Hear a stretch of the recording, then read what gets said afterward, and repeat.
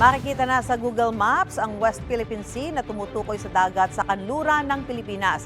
Sa binubuo namang Code of Conduct o COC para sa South China Sea, nais linawin ng Pilipinas kung magiging legally binding ito. Ang gusto naman ng China, isama sa COC ang kanilang 9-dash line na umaangkin sa halos buong South China Sea. May unang balita si JP Soriano.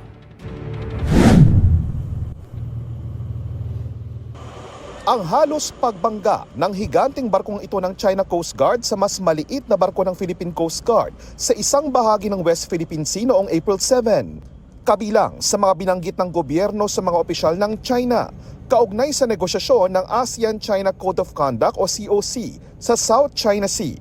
Giit ng gobyerno ng Pilipinas, nalabag sa insidente ang soberanya at mga karapatan ng Pilipinas. Of course, that's all related. Certainly issues like that, in fact, are one of the reasons why we need to have a code. Mahigit 20 taon nang binubuo ang Code of Conduct na magiging gabay sa pagkilos ng China at mga miyembro ng Association of Southeast Asian Nations o ASEAN kaugnay ng South China Sea, kabilang na ang West Philippine Sea. Kasama sa negosyasyon ang Malaysia na kasalukuyang chairman ng ASEAN, gayon din ang Vietnam at Brunei, mga bansang may inaangkin ding teritoryo doon. Mahalaga yan dahil minsan ang sinabi ng China na mareresolba lang ang issue sa teritoryo sa South China Sea kapag natapos na ang Code of Conduct o yung COC. Kaya gusto ngayong malinawan ng gobyerno ng Pilipinas kung papayag ang China na maging legally binding o magiging batas na ang COC para may mapanagot.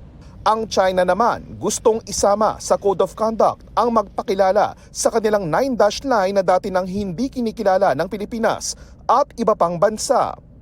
Tutol din ang China na makialam ang mga bansang walang inaangking teritoryo sa rehiyon.